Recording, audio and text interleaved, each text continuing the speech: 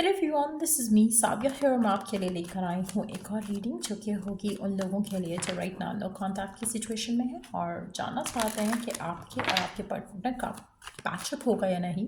तो let's find out. Reading शुरू करने से पहले रिमाइंड करवा दूँ कि एक जनरल रीडिंग है। अगर आपको पर्सनलाइज्ड रीडिंग लेनी है तो रीच आउट कर सकते हो। ईमेल आईडी डिस्क्रिप्शन बॉक्स में गिवन है। सो क्या आपके और आपके पार्टनर का पैचअप होगा, हाँ या ना? Let's find out. क्या आपका और आपके पार्टनर का पैचअप होगा, हाँ या ना? Let's see. अच्छा, आपका जो भी प्लान है इस कनेक्शन को लेकर वैसा नहीं होगा, दैट्स फॉर श्योर। ऐसा लग रहा है कि जैसे फॉर इंस्टेंस अगर आपका प्लान था कि ये कनेक्शन जो है एक सर्टन वे में आगे जाए, ये वैसा नहीं आगे जाएगा। इसमें कहीं ना कहीं ट्विस्ट एंड टर्न्स होंगे, फॉर गुड और फॉर बैड। लेट्स सी कि क्या आपका और आपके पार्टनर का पैचअप होगा, हाँ या ना। अच्छा, आप में से काफ़ी सारे लोगों के लिए आपका कनेक्शन जो है वो कामिक दिख रहा है। यहाँ पर ऐसा लग रहा है कि आपके और आपके पार्टनर के दरम्यान में बहुत ज़्यादा डिसहार्मनी रही है और आगे भी रहेगी। रीज़न ये है कि आपका जो रिलेशनशिप है उसमें लोगों का इन्फ्लुएंस बहुत ज़्यादा दिख रहा है। आपके जो रिलेशनशिप में है ऐसा लग रहा है ऑन एंड ऑफ रिलेशनशिप है। ऐसा नहीं लग रहा कि एक कॉन्स्टेंटली एक अच्छा स्टेबल हेल्थी रिलेशनशिप है आप दोनों का।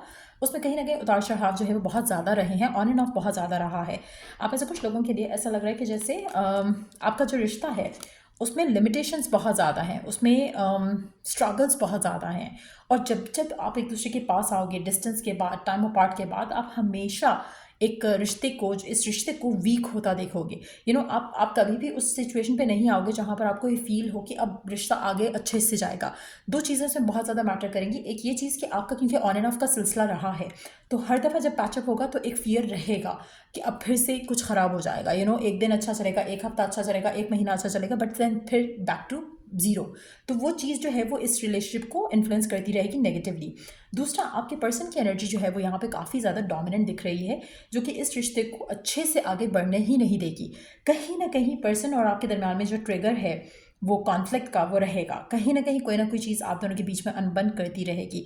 अगेन थर्ड पार्टी का इन्फ्लुएंस भी हो सकता है बहुत स्ट्रांगली, क्योंकि एक्सटर्नल इन्फ्लुएंसेस बहुत ज़्यादा दिख रहे हैं। तो एक्सटर्नल जो इन्फ्लुएंस आता है तो कहीं ना कहीं वो थर्ड पार्टी का इन्फ्लुएंस डेफिनेटली आता है। और जो फियर फैक्टर है, जैसे मैंने कहा इस कार्ड के साथ, इट्स अ कंफर्मेशन कि फियर फैक्टर भी आपके रिश्ते को आगे बढ़ने नहीं देगा। क्योंकि कहीं ना कहीं वो जो फियर रहेगा कि पता नहीं अब भी लास्ट करेगा कनेक्शन या नहीं करेगा, अब भी फिर से पैचअप होकर जो है चीज़ें आगे जाएंगी या नहीं जाएंगी, तो वो एक जो है वो चीज़ रहेगी। लेकिन एट द सेम टाइम आपके कनेक्शन में जो स्पार्क है, एक फायर है, वो भी रहेगी। तो इसलिए मुझे what I do see is के ये रिश्ता आगे बढ़ेगा ऑन एंड ऑफ, लेकिन चलता रहेगा। ऐसा नहीं होगा कि आपका रिश्ता स्टेबल हो जाए, शादी की तरफ लीड करे, कमिटमेंट की तरफ लीड करे। ऐसा लग रहा है कि अगर आपकी शादी भी हो चुकी है तो आपकी सेपरेशन और पैचअप होता रहेगा। सो ये एक ऐसा रिलेशनशिप रहेगा जहाँ पर टॉक्सिसिटी का जो एलिमेंट है वो साथ नहीं छोड़ेगा आपके रिलेशनशिप का। तो कहीं ना कहीं जिस तरह का कनेक्शन आप चाहते हो, इवन कि अगर आपकी शादी भी एक दूसरे से हो जाती है by any chance, by any means, या हो चुकी है और आप अपने हस्बैंड या वाइफ के लिए देख रहे हो, तो भी आपका रिश्ता नेगेटिवली ही इन्फ्लुएंस रहेगा। इसमें चीज़ें बेहतर नहीं हो सकेंगी। एक चीज़ है जो आपके कनेक्शन को जोड़े रखेगी, वो ये है कि एक स्पार्क है, एक फायर है, एक पैशन है एक दूसरे को लेकर। उससे ज़्यादा इस रिलेशनशिप में मुझे कुछ खास पॉजिटिव नहीं दिख रहा है। एक चीज़ मैं यहाँ पे मेंशन करूँगी कि आपके रिश्ते में कामिक टाइज दिख रही हैं। दैट मीन्स कि कामिकली आपकी डेट है जो कि आपको क्लियर करनी है, तब जाके शायद चीज़ें बेहतर हो सकें। अगर आपको खुद से रियलाइज़ नहीं होता, शायद आप लुक विद इन करो तो आपको समझ आए कि शायद आपने किसी के साथ कुछ किया था, उसकी वजह से ऐसा हो रहा है, या आपके पार्टनर ने किसी के साथ कुछ नेगेटिव किया जिसकी वजह से आपके रिश्ते में ये सब चीज़ों को आपको डील करना पड़ रहा है। लेकिन यस, कामिक एक सिचुएशन है आपके रिलेशनशिप में जिसकी वजह से no matter what you do, no matter आप कुछ भी कोशिश करो, आपका रिश्ता स्टेबल नहीं होगा। तो ऐसा लग रहा है कि this is meant to be a certain way. Let's see again, बहुत ही नेगेटिव एनर्जी है आपके रिश्ते की। तो अगर आप चाहते हो कि पैचअप हो सकता है, लेकिन ब्रेकअप भी साथ ही आएगा। आपका रिश्ता ये कामिक है। जितनी मर्जी कोशिश कर लो, जितनी मर्जी सुलझाने की कोशिश करो, इस उलझन को इस इंसान के साथ नहीं सुलझेगी। आप में से मेजॉरिटी लोगों के लिए आपकी डाइवोर्स हो सकता है अगर आप शादी में हो इस इंसान के साथ, और अगर आप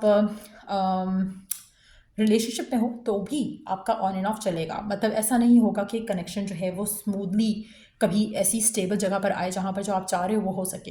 इम्पॉसिबल है आपका रिश्ता स्टेबल हो जाए और अच्छा चले आगे, उसकी चांसेस नहीं है, उसकी पॉसिबिलिटी नहीं है। आपकी किस्मत पे इस इंसान के साथ अच्छा कुछ नहीं है।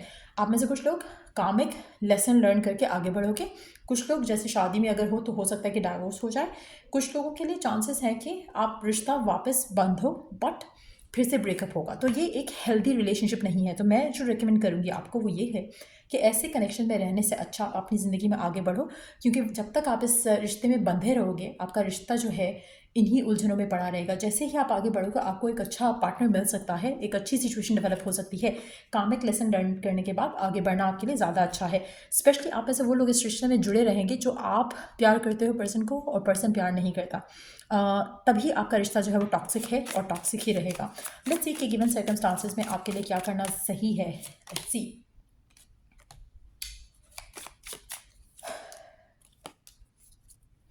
आपकी जो डिज़ायर है ना अपनी लव लाइफ को लेकर, वो कभी भी सेटल इन फॉर लेस नहीं करनी है। आप में से मेजॉरिटी लोगों ने अपनी डिज़ायर को जो है वो सेटल इन फॉर लेस किया हुआ है, जिसकी वजह से आप आप बहुत ही ज़्यादा टॉक्सिक सिचुएशन को एक्सेप्ट कर रहे हो, जिसकी वजह से आपकी ज़िंदगी में वेव्स ऑफ प्रॉस्पेरिटी नहीं आ रही हैं। अगर आप चाहते हो कि आपके रिश्ते में सुधार आए, पॉजिटिविटी आए, तो ऐसे सिचुएशन में ऐसे जो जिस तरह का पर्सन या जिस तरह की एक डोमिनेंट एनर्जी है आपके पार्टनर की, ऐसे पर्सन के साथ कोई भी नहीं रहता है। अगर आप चाहते हो कि आपको रिस्पेक्ट मिले तो इस पर्सन के साथ आपको रिस्पेक्ट नहीं मिल रही, तो that means you have to pull away.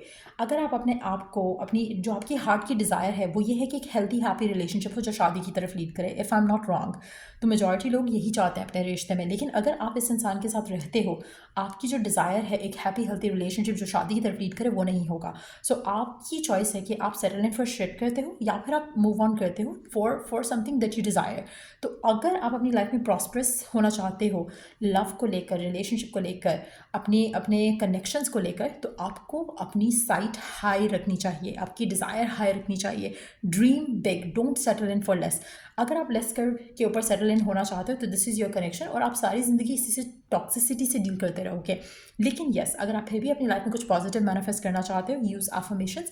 उससे आपकी ज़िंदगी में आपको रास्ते दिख सकते हैं, मंजिलें आपकी आसान हो सकती हैं, आपकी डिज़ायर पूरी हो सकती है। बट अगेन, मेजॉरिटी लोगों के लिए this is not the relationship जिसमें आपको सेटिस्फैक्शन नसीब होगी।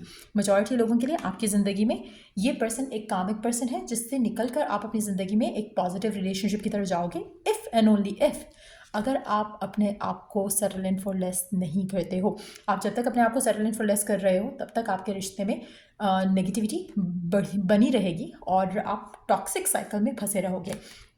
तो अगर आप चाहते हो कि आप अपनी ज़िंदगी में आगे जाओ, पॉजिटिव साइकिल आपकी लाइफ का शुरू हो, तो उसके लिए आपको डेफिनेटली अपने आप को बदलना पड़ेगा, अपनी स्टैंडर्ड्स को इम्प्रूव करना पड़ेगा, सेटल इन फॉर लेस नहीं करना है। सो या ये थी रीडिंग आप लोगों की। अगर आपको इस रीडिंग से हेल्प मिला है, गाइडेंस मिला है, तो लाइक शेयर सब्सक्राइब जरूर करो। और till I do the next reading आप लोगों के लिए टेक केयर एंड बाय।